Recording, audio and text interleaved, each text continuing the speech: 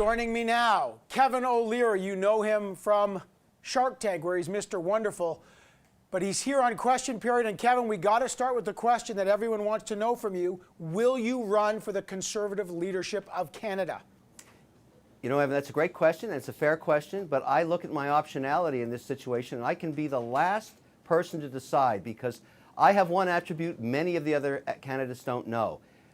Pretty well everybody in Canada knows me. They don't necessarily like me, but they know who I am. So I don't face that big uphill battle of having to get my name out there. It's out there already. There was actually a meeting in Toronto, not open to the media, where some of the candidates who registered, who are throwing their hat in the ring, actually were there to debate. You were there with them. Who impressed you in this? You know, I would think right now, and I think this could change, and this is a personal opinion, I look at three of them right now that certainly have traction. Traction by just ideas, traction by fundraising, traction by people coming out to hear them speak. It's Scheer, O'Toole, and Bernier. Right now, and Leach was there too, but her message is very dangerous for the Conservative Party. This idea of going explain into that. What her message of a values test for immigrants, you call that dangerous?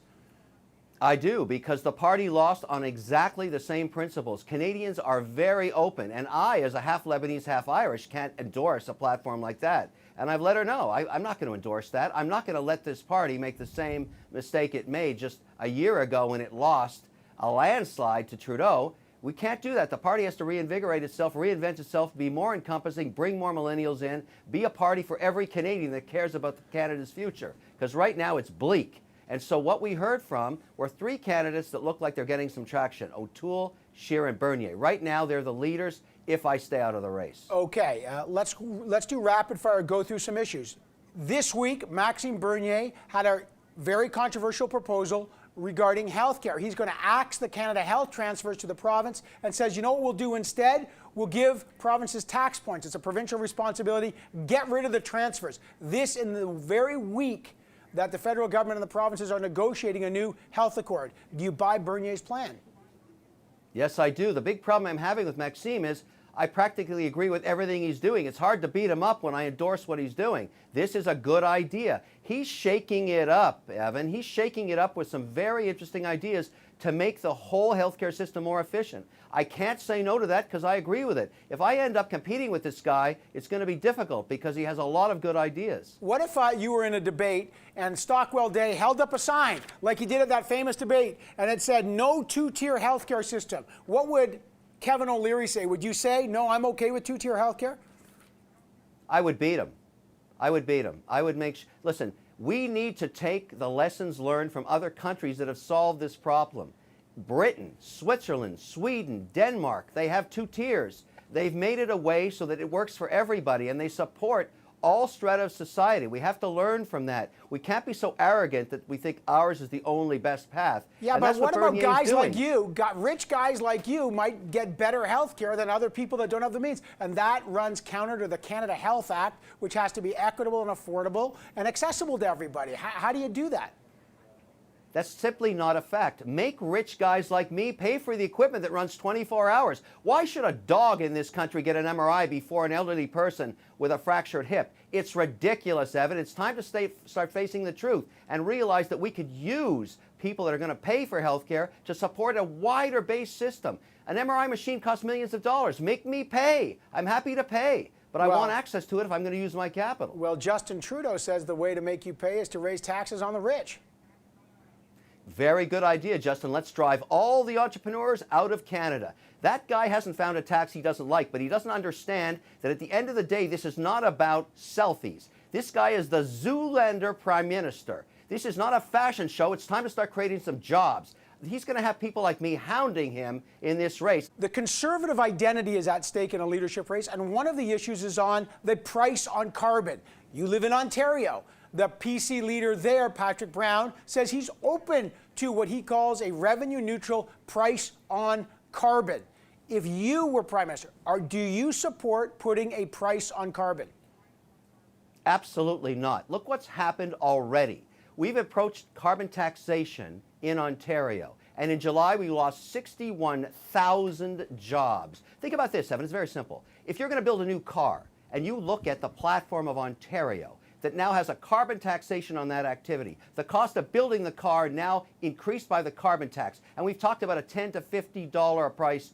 Every single entrepreneur, business leader, CEO takes the highest price when he considers carbon because you know that's where it's going to go. So 50 a ton. And then you can build it in Detroit, just 20 miles south, and not pay any carbon tax. So Patrick Brown, if he wants to bring carbon taxation into Ontario, even though he's a conservative, I'll campaign against him. I'll work very hard to make sure he stays out of power. People know that. Right now, I'm getting rid of Kathleen Wynne. You know and I know, people have looked at you and they go, uh-oh, another reality TV star, rich guy who thinks he can come in and save the world. We're watching that movie unfold in the United States. Are you Canada's Donald Trump? Not at all. I don't even have his hair. Let's talk about that. I'm Irish and I'm Lebanese. I have 32 private companies in my portfolio. I speak to Canadian entrepreneurs every day. I'm an investor. I'm a taxpayer. I'm an advocate for Canada being more competitive, and it's not. And number one, I want to treat every politician, including me, should I go into this, as a servant. Performance metrics and transparency. Why should I settle for the mediocrity of a Kathleen Wynne or the policies of a Rachel Notley that's destroying our country? Because they won an election. It's democracy. They couldn't win an election today. You give Rachel Notley our chance for Albertans to vote again? Are you kidding? In fact, I would lead a charge to buy her out. If there was a way to actually pay her to leave there and save that province, look at how it's been destroyed. That's not how, you and I both know that's not how democracy works. You can't buy people out. You got to vote them out, and you got to throw your hat in the ring to do it. Evan, a moment of silence for the people of Alberta who have been destroyed by the policies of Rachel Notley. She's an incompetent. All right, before I let you go, we were just speaking about Donald Trump. The campaign's coming down in the short strokes. The debates are done. You know the U.S. better than anybody. Can Donald Trump win this thing? Is there any chance he turns this thing around? You know, I work for the American networks, NBC, ABC, CNBC, so I'm fed the polls every day and the actual polls that are done by panel on the internet. This thing's a total toss-up right now. He's tied again in Florida. It looks like the sex tapes haven't done anything in either direction, which is extraordinary. I can't believe it myself.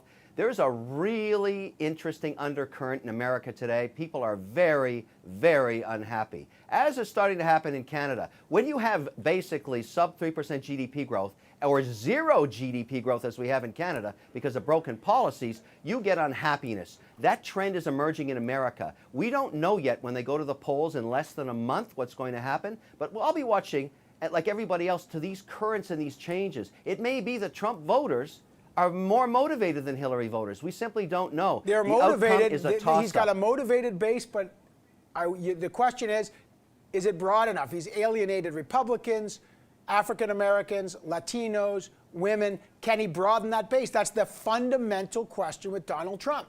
I'm holding on to my seatbelt. I think this election cycle in the U.S. is going to be a wild outcome, and it's unknown. Don't tell me Hillary's going to win. I don't believe it. All right, Kevin, I got to leave it there. We'll find out whether you enter politics soon enough. Kevin, always enjoy our conversations. Thanks for coming on QP. Take care. Bye-bye.